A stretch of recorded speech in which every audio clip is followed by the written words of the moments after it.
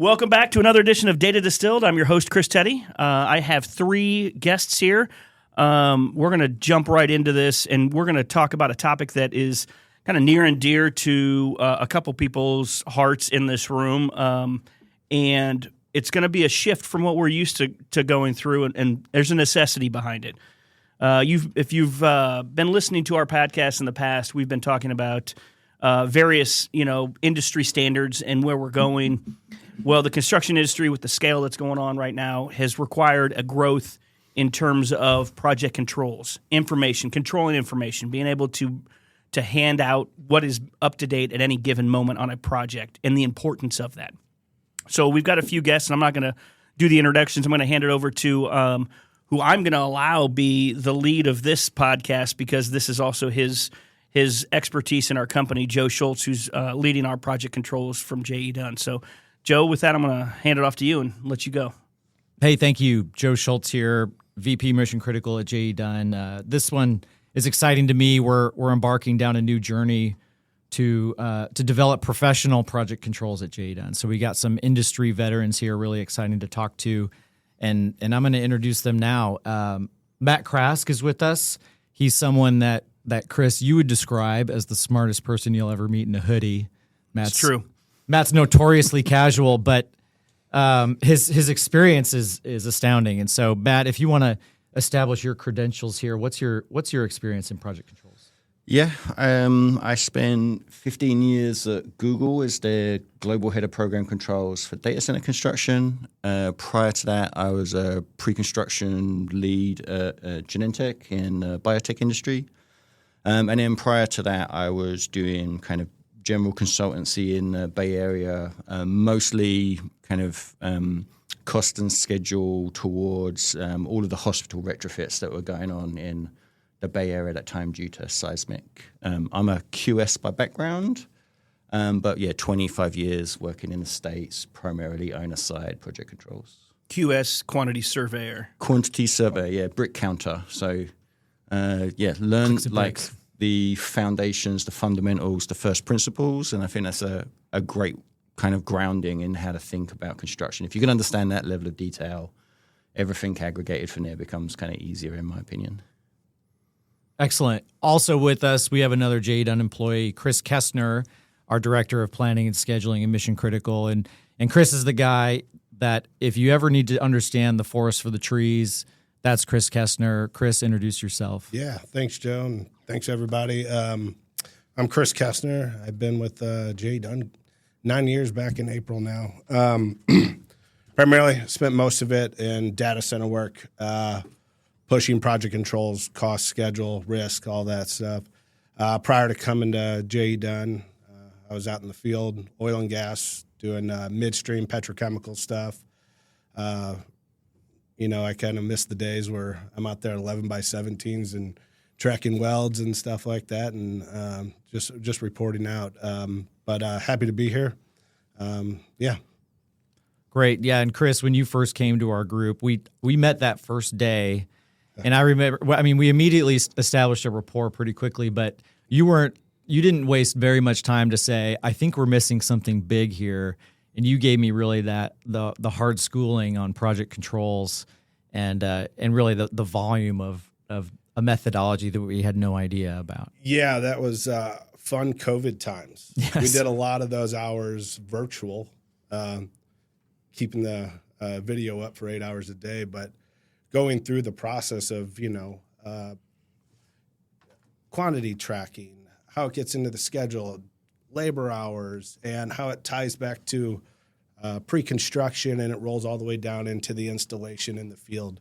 Those are some fun days, and in the past 6 years now, we've made a lot of headroom on that, and I think we have a good path forward. So explain to me this, being the outsider looking in on controls and where it came from, especially from your two lenses here. Is this, I know you can answer. I want to hear from them. I am outside of the control side of it, right? Why controls? What is the benefit of it for our listeners? Why is it important? Before we get into the details of it, why do you think it's important? I guess when I first came to J.E. Dunn, I didn't understand how we came up with our schedules. I didn't have quantities in the background. I didn't have hours, effort that it takes to build something to help justify our duration. It was either 5 days, 5 days, 5 days. And so that's 2 weeks. That's 2 2 weeks. weeks. Right, Guys, right. 2 weeks. 2 yeah. weeks. And so I never understood how our schedules were generated. Oh, it just feels right. I need backup. And that's where I guess we're going today. And yeah, keep going. So, the data center space is an interesting space because I think you now that they've reached a scale that they're at today, you've got folks that are coming down from large scale industrial, oil and gas, like big infrastructure stuff. Traditionally, it was those that came from commercial into data center construction, kind of like two different sides converging on this singular industry. Those that came from the industrial, oil and gas are like, I cannot believe you don't have project controls. And those coming from commercial are like, what is project controls? And so for those that are have an outside view of sounds interesting, what you're saying, Chris, makes sense. But like Matt, explain to me like I'm 5. What is project controls? Yeah, I think even the smallest of projects are even too big, and they're too complex for any one person to understand them. I think you might be talking at like $1 million fit out type level for one person to understand absolutely everything. So I think project controls is the way to kind of break all of that information down and present it in kind of lenses of insight that helps you understand the project in its totality from again, it's complete life cycle, right? So very early on, like how are you planning it? What assumptions is that plan based on? What's like the math you're using? What's the technique you're using to put together cost estimates, schedule estimates, labor forecasts, logistics plans, on into, shall we say, design management, right? How many people do you have working on design? What part of the design are they working on? How productive are they being in the production of that design? Will it be ready in time? Is there going to be a knock-on downstream effect on procurement? And so, yeah, I think it's really the way that we can help a broader range of people understand more context as to where the project's at any given moment. And through that additional context, we can now build a picture of the health of the project. Like what of those bits and pieces that you now have visibility to is good, bad, and indifferent, and what may hurt us or not hurt us, or what's an opportunity and what's a risk. It's really like breaking things down, the kind of, how do you eat an elephant one bite at a time. Yeah. So everything you said there, every component of that process going through it sounds so basic. And like, duh, why isn't it done? I think the kind of ironic thing is that all that stuff is actually done, whether it's documented or not. You can't deliver a project without doing labor estimates. Like somebody somewhere is doing that. You can't deliver a project without somebody thinking about a critical path. Like, are they doing a float analysis in P6? Maybe not, but somewhere someone is documenting their assumptions as to the sequencing of the project, the resources they need to deliver it, how long it's going to take. So that's the thing I always find ironic when people kind of push back on it and it's like, oh, I don't need project controls. It's like, you're already doing it. All I'm asking you is to document it in a way that I can now use it and analyze it and make forward-looking predictions that are hopefully more informed and, shall we say, less isolated, right? Again, you can have an amazing construction manager and they will be able to like almost intuitively know when that project will be done. The challenge is there's usually like 50 other people on a project that also need to not just know that date, but how that date was derived. So if I'm following you right, essentially what you're saying, if I could read back, is it's simply about connecting it, like be that a process or people, just connecting it. Yeah. Yeah, I mean, every job here at J.E. Dunn is doing exactly what Matt said. However, none of them are talking together. Yeah. And that's project controls now. Right. Yeah. Do you, something I was thinking about leading up to this was years ago. Freakonomics, I think a lot of us are familiar either with their podcast or read the book when they originally came out. But they came out with an episode This was like 6 or 8 years ago. Here's why all your projects are late and what to do about it. And so I'm curious, Matt, with your visibility to that, like what solutions from that seem most easy to understand, and how do you operationalize it? Yeah. Going from memory, a couple of things landed for me on that was they did a really good job of explaining the planning fallacy. That there's a general optimism in planning. There's a general kind of discrediting of things that's gone wrong in the past, and oh, don't worry, it won't happen on my project.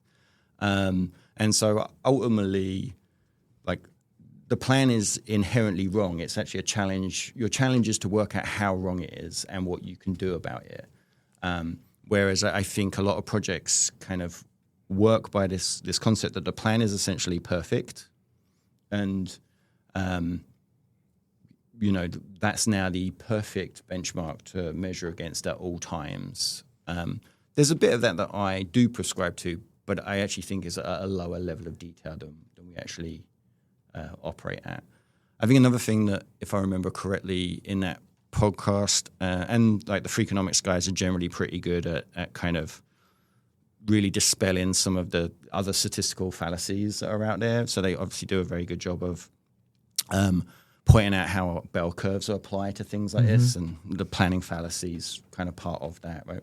On your cost estimates, there's obviously a variability, a bell curve of outcome that, doesn't matter how detailed and how first principles the cost estimate was, there's so many other factors that it can't possibly account for.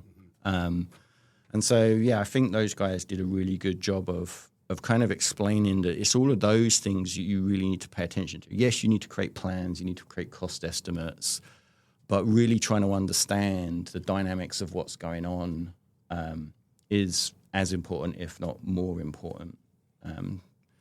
That's a couple of takeaways that I had from their podcast. I see some of that breakdown too in practice where, Chris, today you were looking at some labor projections on a project, and it showed what we have left to do on this schedule was going to require more labor than we felt like we could get.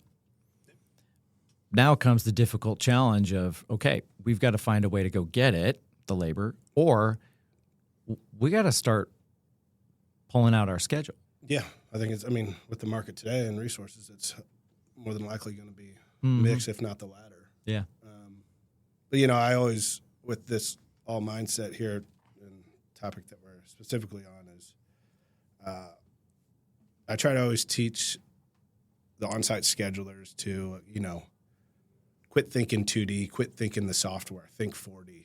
There's 10,000 other items going on in the job that's not in your schedule, that's, like you mentioned, not in the costs. And, have that 365 view. But how does that not just sound like madness to somebody? You're like, you just told them to think about 10,000 things. Like, what do they do with that? I think it's going back to the roots of getting out into the field and understanding how processes are put in place. People swinging hammers, throwing up pipe and stuff like that. It's hard to figure that out on just 11 by 17. Yeah. But you mentioned it's being done at even the smallest scale project, right? A small level job is having controls in some form or fashion. It's always being done for you to be able to, $1 million fit out, you mentioned, all of the stuff that controls requires or entails is being done at some form or by somebody within the project. Yeah. Why is there now an emphasis on larger scale projects at a faster pace that this is becoming a requirement by clients and or anybody else? Why wasn't controls emphasized or centralized controls emphasized at an earlier phase? Why now? What is driving that? I mean, sorry, for us, we're making this decision on our own. We're building project controls for J.E. Dunn, and if it solves our problems, it will solve our clients' problems. So we're really focused on it on that view. That, like Matt said at the beginning, no one person can keep this much in their brain. So we've got to get this all connected. We're doing all the processes. We're doing the labor estimates. We're doing the time impact analysis. We're doing the labor projections. We're doing the material takeoffs. But connecting that all the way through in one system is what's going to allow us to operate well in this world and understand, like, are we doing okay? But Matt. Yeah, I think the trick is to connect it all together as a system, right? There's a kind of push-pull, cause and effect with all these different things. And so the example I gave early on that, people are doing this stuff, they could well be just doing it in their head. Like they are running the math, but it's just a mental exercise for them, and it's not being documented in a way that somebody else can kind of get in there, understand it, maybe critique it, and maybe improve on it. And sometimes it's just kind of done in a kind of planning sense of what I'm going to do, but then it's not kind of iterated and checked on in the control part of project controls, right? That's another part of the keys is you kind of plan the work and then you measure how close you are to your plan to then control your future work and make better predictions of what the future looks like and course corrections to try and mitigate how far off you might be from your plan. Or maybe your plan was wrong, which was kind of one of my points earlier, that I think sometimes we can be so adamant that the plan was perfect. And I actually think like a secret is maybe understanding how imperfect your plan actually is. So yeah, I think that's the premise here. Why has it become so important now for some of these projects? Like, again, the scale, I think, just triggers a bunch of stuff. Just before I left kind of the data center industry as a day job, the projects were so big that, I'd done it for 15 years and I didn't kind of understand all the details anymore. I didn't understand all of the engineering anymore because it moved so fast. I had a reasonable sense of what, like, shall we say, an optimal sequencing was, but I didn't understand all the details. And so in my position, I did need to do that. So where do I go to go find all of those things? So I think that's kind of part of it. I think the other thing is the traditional variability that we've seen in construction just isn't acceptable in kind of technology-based industries. If you're building a mall, it being 6 months late isn't like a major catastrophic problem. It's manageable, right? Orange Julius is pretty upset. Yeah, but I'm more of a Mrs. Fields cookies. But if you're building, say a data center or a pharmaceutical facility, that there's plans for marketing releases, products being delivered to customers, new chips being landed, new ways of making a drug having to be landed. Like, the variability is almost worse than the lead time. Like, if something had a 3-year lead time but had zero variability, that's actually something that these industries could deal with. What they can't deal with, it being 2 years with a plus or minus 50% variance.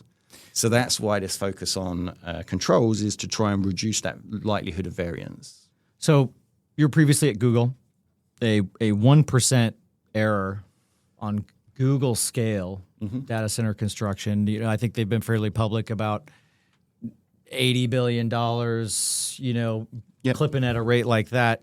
How do you get a grip on the truth of what's happening on the ground with something of that scale? Yeah, I think triangulation is one of the best methods. You can't get a perfect picture from any one lens. So you need multiple lenses that you should be able to triangulate against each other. So, the most typical thing in project controls is cost, schedule, and scope. I often argue that cost and schedule are just the analysis of scope from the perspective of time and money. And so we should actually try and anchor everything as much as possible in scope. And so when you have those three lenses and there's a bit of independence to them, that's when you can start to see the true picture of a project. While I'm not like a big EVM advocate, I think it's taking a sledgehammer to kill a fly in many instances. Those are fighting words with Kaestner here. I do think We're going to drill in on traditional EVM. Yeah. EVM light. EVM LTE. I do think the kind of triangulation that EVM does within some of its calculations is really, really powerful, right? If I'm if I've paid someone 50% of their money and they've only done 30% of the work and they're 80% of the way through the timeline they've given me, like my project's screwed. Yeah. But if you just see the physical percent complete and they're 30% done, you're like, that seems reasonable. That's all right. I've got nothing to worry about. You mentioned grounding in scope, and so I'm gonna fanboy for a second here. And Kaestner, you may not know this, but you operate around it all the time. Is Matt? You are the creator or co-creator of a work breakdown structure for a client we work with that we use across our program, and I think has probably been the best opportunity to get cost and schedule actually connected in a programmatic sense, like across something of that big, with like real discipline, alignment on scope. Oh yeah. And how we're taking a bite at the elephant on a construction project or a construction program. Yeah, I mean, the way that the WBS is structured, I mean, it's manageable chunks by product, and it's more digestible, I guess, when you saw, how do you eat an elephant one bite at a time, and that's how that's broken up, and you can easily categorize, your cost, 2, your schedule, and they can easily talk back and forth with one another into small manageable chunks. So as a GC that needs to get this done, if J.E. Dunn's talking about project controls, we need to get this done across many client programs and industries. Matt, how did you get it done there? This is actually another one of those ones where like projects are executed by WBS, whether they're explicitly documented or not, right? The scheduler implements the WBS in the schedule. They have to. You cannot produce a schedule without creating a WBS. Procurement inherently creates a WBS because they're packaging up work and they're buying chunks of work. That is a WBS. Superintendents, when they talk about location and they're coordinating who's working where, that is a form of WBS. So this is another one of those great examples of it's everywhere in project delivery. Bringing all of that together and trying to coalesce it into a kind of standard, I think is like obvious. And back to the first point, it's all being done today. Yeah, and so I think your question about where did it come from and like how did we implement it? That's literally where we started. We just kind of went around and interviewed all of the key project players and was like, so what is like the core data structure that you use to manage the information that you generate? And so, we talk to the engineers and obviously they think by system, right? They're analyzing how to build or design the best system. We talked to the cost estimators. They were still quite system-based, but obviously they care an awful lot about labor and material. We talked to the schedulers. They obviously think an awful lot in location and sequence and logic. We talked to procurement. And through all of these interviews, we realized that there was actually way more commonality across everything that they were talking about than there was actually disparity. And we also started to realize that there was actually, with, shall we say, more modern data techniques, metadata, things like that, there was actually a really easy/elegant way to represent those viewpoints in essentially one data structure, or at least a data structure that had enough ability to translate within it that we saw a path to kind of solving that problem. It didn't go smoothly. There was an awful lot of rejection of it. I think people were struggling to see that what's the WIFM in it for me, like what's in it for me, WIFM. So they were very caught up in, well, I've got my coding structure. Why on earth would I want another coding structure? Why would I on earth would I want to help you by putting my data in your structure? And so it was a lot of trying to overcome that and help people see that there's like a greater good to be had here. And it opens up all these doors for how you might model a project, how you might simulate a project. That's not explained enough. So I'll be the naysayer. I'll be the devil's advocate here. Everything that you have all said so far is fantastic. It's data that's collected that we're already doing, but it's just a historical weather report. It's not. It's telling me what I already would have known that happened 3 weeks ago. Yep. Tell Tell me how I'm using it. Like I hit the iceberg. I already know I hit it. What the hell are we going to do about it now? I want to know how we're forward thinking on that. Give me what project controls does in that sense of planning ahead. Yeah. I need as a naysayer, I want to know how it's helping me forward. Not, I don't need you to tell me we hit the iceberg. I got a chunk of ice on the deck of the boat right now. Yeah. That'll be in next week's monthly report.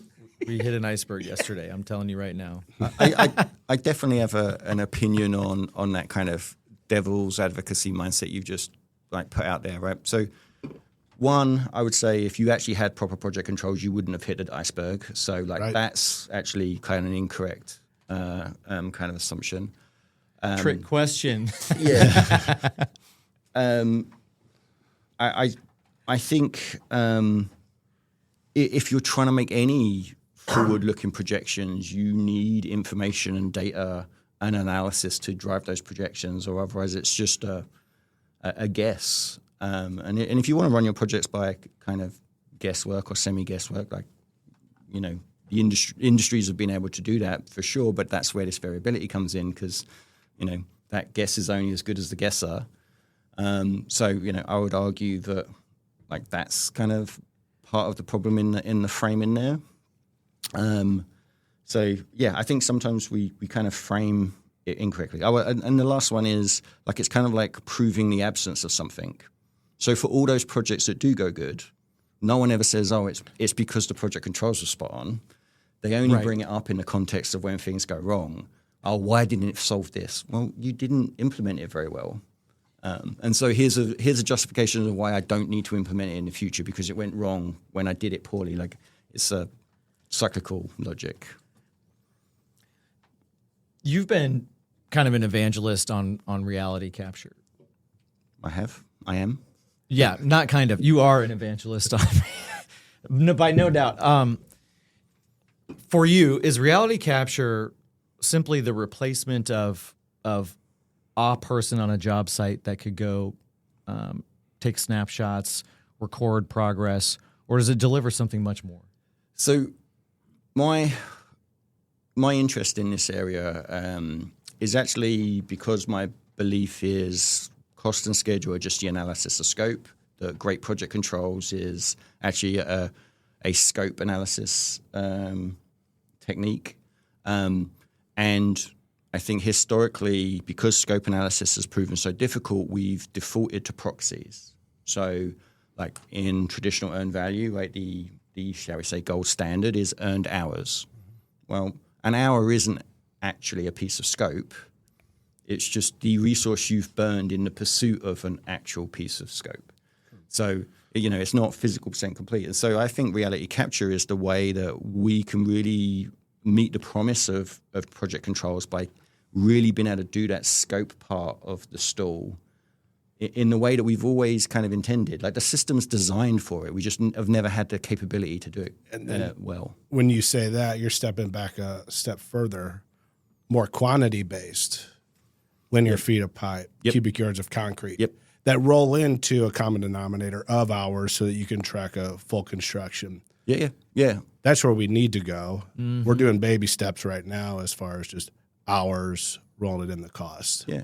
And, you know, I know the question was fundamentally about reality capture, but, you know, cost estimates and schedule estimates is the analysis of the scope that's being given to those estimators. And really good estimates are actually able to critique the scope and say, this is a really expensive or timely way to solve this engineering problem. Or, you know, do you understand that this causes us a constructability problem or a sequencing problem? So, yeah, I kind of would always argue that project controls is really the analysis of scope from the perspective of cost and time, because they're things that we can comprehend much more easily.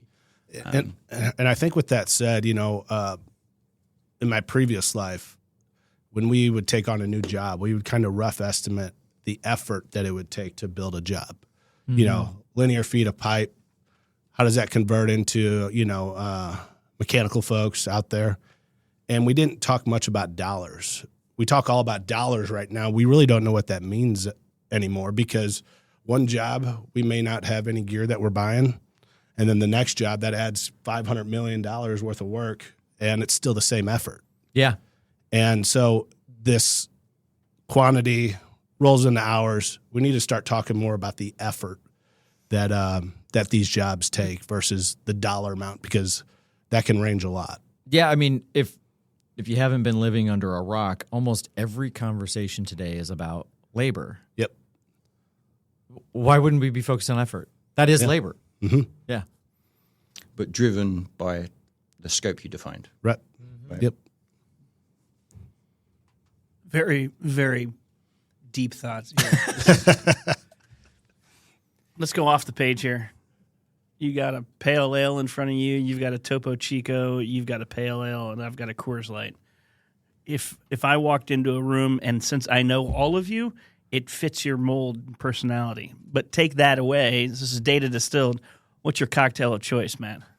I'm a martini drinker, quite particular in my martini. So gin martini. I was going to say British, you got to have gin, right? Gin martini, extra vermouth, olives, no brine. That's my martini of choice. Preferably stirred, not shaken, because I don't like all the ice in it. Having just come back from France, wine's pretty popular in my house right now. I guess I'm kind of lame. I'm going to go just with a nice hazy IPA. That totally fits your I can totally say. That's not lazy. That's Matt's got Also, a whole bit on that. Matt's got a whole bit. A good Tank 7, especially come the winter months. Yeah, I'm a beer guy. I've said it before on this. I'm an Irish whiskey guy. I will drink Irish whiskey till I'm red in the face. I need another beer. Get another beer. So, okay, so tell me the keen interest on how you got into it. And you said it just naturally happened. And Chris, I kind of want to hear your story as well. Why is it? Project controls or reality capture? Project. Actually, go to reality capture first. I know that you were passionate about that before you retired. Yeah. Well, it was rooted in a desire to understand scope better. I am a bit of a technology nerd, so I like what's possible with technology. I'm very interested in computer vision. I think computer vision is probably the closest technology I've seen to like mimicking what a great construction manager does. Right? Construction management is roughly going out onto a job site, observing it, making judgments and observations and documenting those, and then making decisions based off of that. So computer vision can fundamentally do an awful lot of that value chain. And so I viewed it as a way to kind of help up-level project managers, construction managers to focus on, shall we say, higher value tasks and not have to do so much of the observational work. It was a kind of belief in scope being the core thing we should focus on, a nerdiness around technology generally, being inquisitive about what's possible with computer vision specifically. And I'd say that's actually pretty general with a lot of stuff. It's like bringing various interests together to get like the most out of them. In fact, I would even say like the best project controls people I know, they're usually actually a bit more of a generalist across project controls. Like, yes, they understand P6, they understand CPM, but they don't know every single button to click. They understand how estimates are put together, and they can read them and extract information from them, but maybe they're not doing first principles labor estimates. They understand how procurement works and how procurement gets packaged up and how you buy the right stuff and have the right T's and C's related to that. They understand contracts. So yeah, they don't necessarily do any of those things to the level of a true SME, but bringing them all together is like the power of delivering a successful project. They're a great utility player. They can do everything to about 70%. Yeah. It's, the strong project controls folks that they're pretty solid. As, hey, we have a problem here, jump in there. So they can recover. We're crossing, I feel like, in a little bit of gray territory, though. Like, let's separate that from project management. How would you separate that? Project management from project controls? Yeah. Great question. This is another one where maybe I think we do ourselves a disservice. So I do like to think of it a little bit as like a separation of church and state. So you do need to get like an independent view of the data, right? You need independence in the collection of the data. You need some independent analysis of the data. You need some independent recommendation of the data from the people that are kind of living the job day by day. But I think the disservice is that the people that are living a job day by day are actually doing an awful lot of that stuff anyway, either through intuition or practice, sometimes process. And that kind of independence and that kind of healthy tension is not a bad thing. We shouldn't be pitching project controls people against project managers or construction managers. We shouldn't be separating it out completely and saying this is a fundamentally different thing. I actually think most of the time we're all singing from the same hymn sheet. We just happen to have different line managers. And I actually think that's where like the best stuff happens. The best projects I've ever been on is when my project director was just as strong an advocate for project controls as they were for kind of construction management, as they were for engineering management. And we all play an equal role on the success of a project. Joe, you have an opinion of what the number one thing a project controls manager has to do on a project. What's their thing they have to gain first? Oh, I probably had something like really smart to say someday, but really, I mean, the way we're designing it is they're going to cover across cost, schedule, and risk, and through their career growth, they're going to be on a project managing one of those disciplines, and through a couple experiences, they'll now be very dangerous across all three, and that's our intent. Let me rephrase that, and maybe you know where I'm going with this. Yeah, they're not in charge of that discipline. Oh yeah, what are they doing? Captain with and it? navigator. Yes. I've been reading too many like naval books, I think. I mean, it's, the way we see this, Matt, is that the project exec and the general soup are still accountable to make the decisions. Yeah. But they need to be listening to their crew of disciplined experts. And here, project controls is a big part of that crew of disciplined experts. And so that's the symbiosis there. I love the captain and navigator analogy, and I'm going to steal it. Yeah. I mean, I think that's the biggest thing with project controls is you're the person on that site that's whispering in that PX's ear, the superintendent's ear. You got X, Y, and Z to do. Here's your risk, and you make the decision. Showing them the iceberg before we hit it. I don't think we need to whisper. We can just talk like Well, this. you know what This I is mean. fine.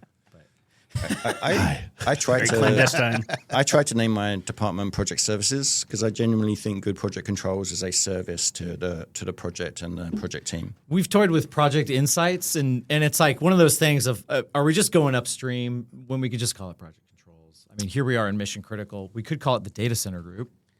Guys, it's not small. Yeah. It's cozy. It's just different. I think, though, that stuff does actually matter because it immediately sets up a semi-confrontational relationship just by calling it controls. It implies to everybody else that they need someone to control them. That is exactly an issue. I think those things. It is an I think issue. those things matter, and I think it affects the attitude of some of the people in the project controls team. Like, oh yeah.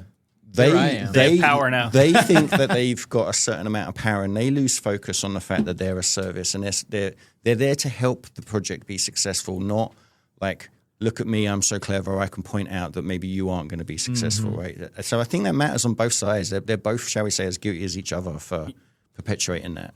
Fascinating point, and totally agree with you. And that's kind of what I was leaning in, Joe. That you've talked about a few things that you said, captain and navigator, which is absolutely true. The other thing you talked about is the PX and the superintendent are accountable for the success of that project. When you bring in controls, it does become it's just word. It's not word choice. It's just interpretation of the word choice, and that is where it lasts still to this day. Even in our own company, we have people going, "I don't need controls," because what's going to happen is that individual is going to do something, and I need my manager to be able to forecast a project. And we're like, I don't think that has anything to. It's not taking away from any of that. And where I was hoping you would pull out is the trust. You say they have to gain as much trust in that team, in that PX, PD, and superintendent than anybody. That's what they're trying to do. I think that's valuable, the word trust, when we talk about data and sexy dashboards. Like, anybody can build dashboards, but if you don't have trust in it, like that, they're just going to click away and go about how they had already planned it. So that's going to be the core mission for our project controls team, is to establish trust. Yeah. That's the hardest part here is moving this ship around is getting everybody buy-in. And we may need to have a really bad example on a project to actually get everybody bought in on it, because we've been doing this for 100 years this way, and we're doing bigger things now, bigger jobs. Yep. A lot more risk at the end. Yeah, I often advise people to actually set some bigger picture goals that aren't like project controls inherent, and then look at, is project controls a vehicle that would get you there? So, you talked a bit about like accountability and, the project principal or director or project manager's accountable, right? But what are you actually accountable for? What's the performance expectations? Yeah. If the performance expectation was +0, -10 for cost and schedule, 0 quality escapes. Mm-hmm. If that was generally what we're going to hold people accountable to, if that's generally how we want projects to be delivered, I think you would suddenly have a massive groundswell of people wanting more data, more analysis, better insightful metrics, more visual information. I think sometimes we can push kind of the project controls discipline to aside a little bit, because maybe we don't actually have as tight enough targets and objectives as we should, which means you can get away a little bit without having it. But you brought up oil and gas earlier, right? If you've got like a $10 billion LNG plant, no one in their right mind is suggesting to deliver that without project controls. Right. Yeah. Like you would be seen as being off your rocker if you proposed that. And it's because of the scope, scale, and complexity and the expectations of performance that they have. So I think we should try and take some of that and kind of move it in other areas and say, actually, this is what we're striving for. I think that's really sound advice around essentially, you're saying KPIs, right? And having those across the disciplines of cost, schedule, safety, quality, and having good discipline with and communication around. These are our KPIs, and we are going to measure ourselves on this. And I think as you and I were driving back over here to the office, I was talking a little bit about reference bias. Mm-hmm. I think that would help us kind of remove thinking every project is so unique. If these projects are 90% the same, well, I think we ought to be able to measure them very similarly, and focusing on KPIs. Matt, I wanted to get to some advice pieces for you. If you could go back to the day you started your career in construction and give the younger Matt one piece of advice, what would that be? Probably learn the operational sciences sooner. Operational sciences? Yeah, I didn't really learn the operational sciences until I got to Genentech, and I got exposed to kind of manufacturing, lean, Six Sigma, things like that. So I think, construction management is fundamentally taught as a project management problem. And the challenge with that is the only good virtuous things happen between the beginning and the end of a project.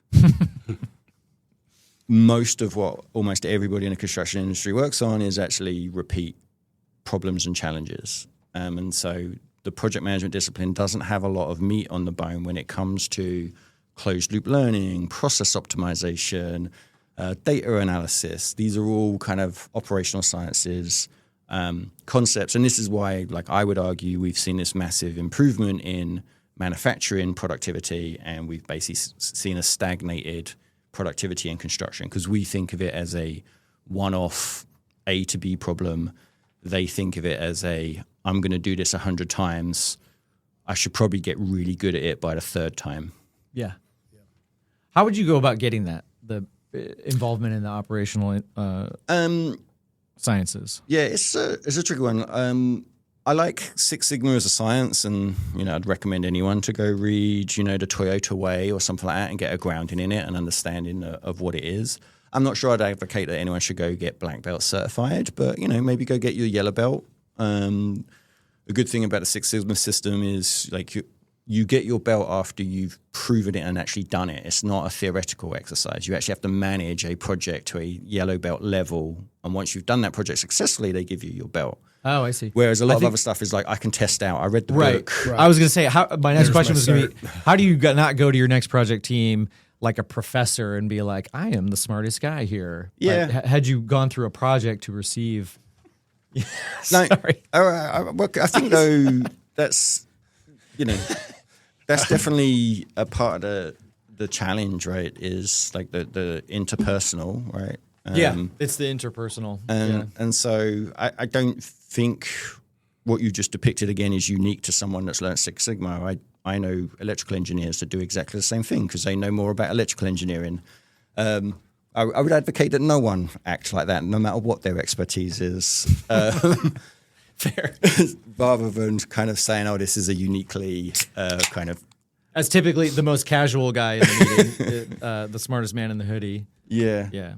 So yeah, Literally. I think that would be. I think that would be the thing. I wish I'd learned the operational sciences earlier. That's how every program I've been on, I'm using way more operational science techniques than I am project management techniques. Everything I've done when it comes to being insightful with data is much more being taught to me through the type of statistical analysis that you do in manufacturing and the type of thing that we do in construction.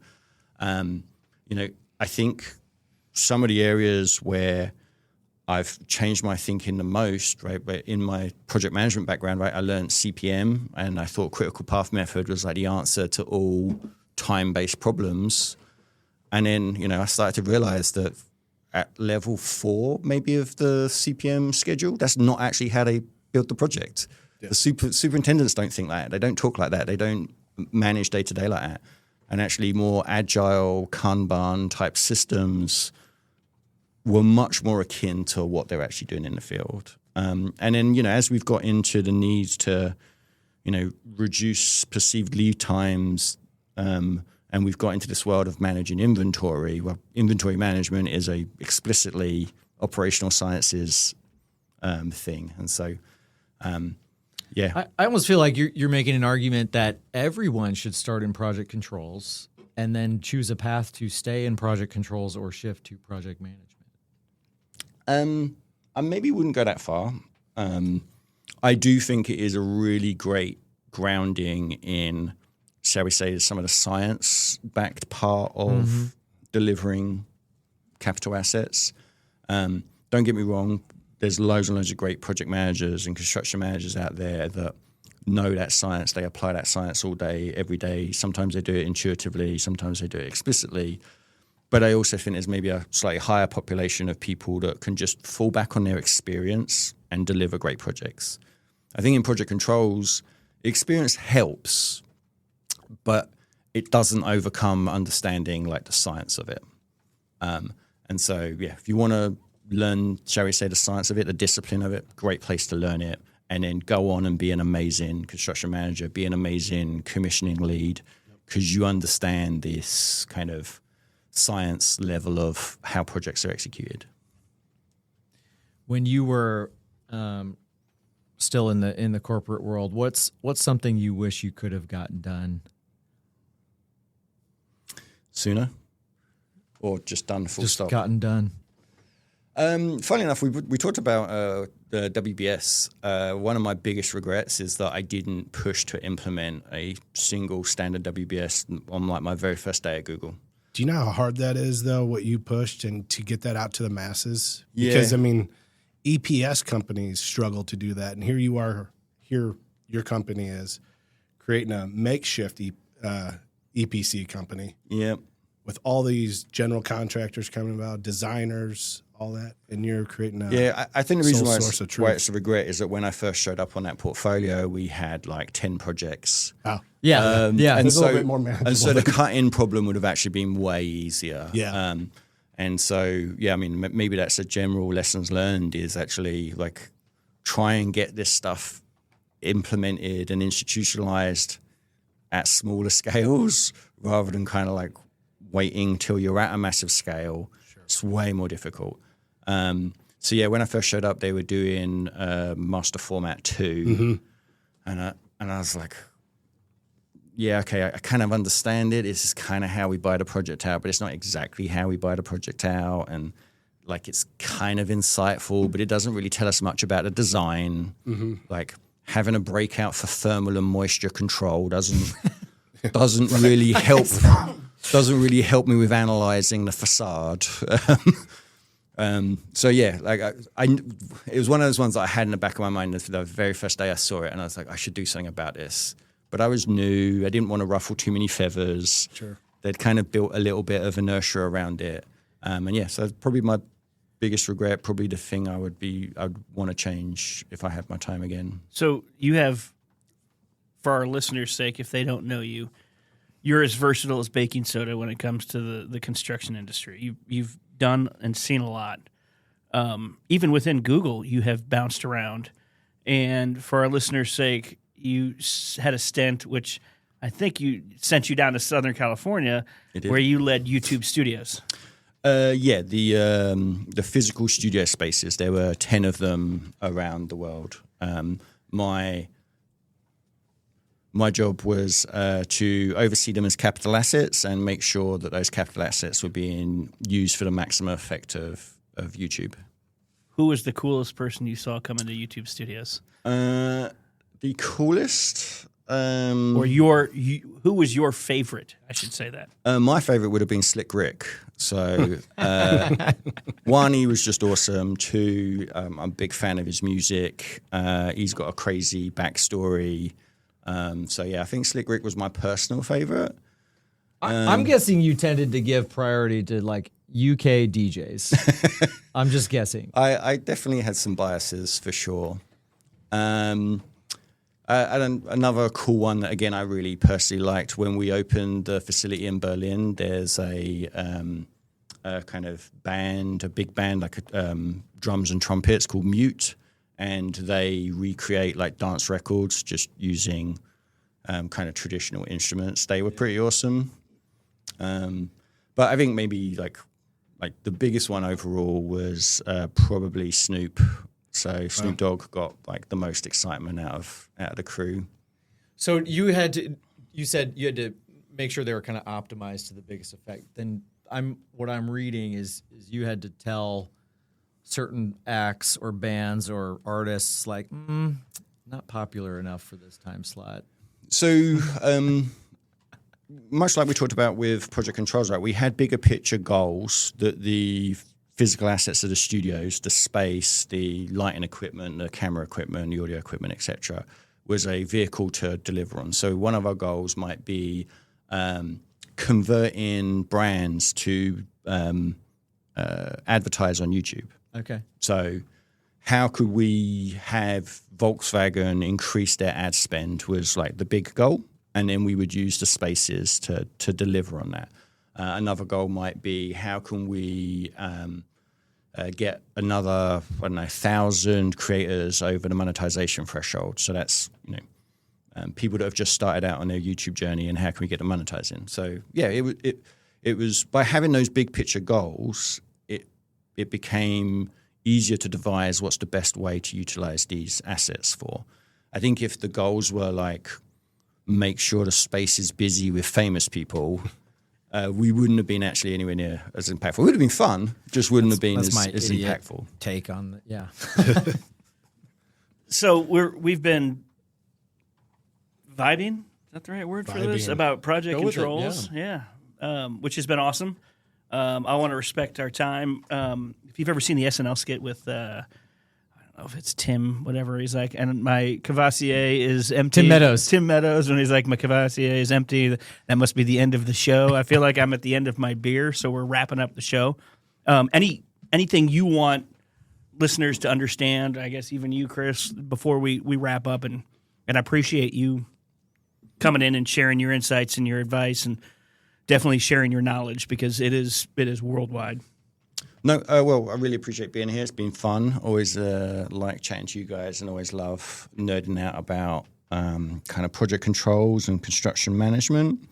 I think maybe the one thing that I would advocate for, and Joe and I were again talking about this on the car on the way over, I actually think the kind of construction industry needs to be honest about just how much like waste there is in the industry. And we talk a lot about labor constraints, skill constraints, etc. I think we should tackle like the waste problem probably first. Like let's just say if all the reports are correct, there's 30% waste in the construction industry. Solve that 30% waste problem, and you've now got 30% more capacity. Yeah. That would be the thing that I would advocate to everybody. I think we just need to be honest, and there's nothing wrong with it, right? Being introspective, being real with yourself and your colleagues as to how much better this could be if we really wanted it to be. Like that would be the thing I would leave you with. So part 2 from Hermosa Beach, advanced work packaging. Yeah, advanced work packaging. Love it. Chris, you got anything to add? No, I mean, Matt, it was great meeting you. I think this was awesome. Thanks for the invite, and look forward to keeping in contact with you and just brain dumping off of you. For sure. Joe, thanks for setting it up. Fun to nerd out on project controls. It's a new exciting space for us, and excited to bring it into a new environment.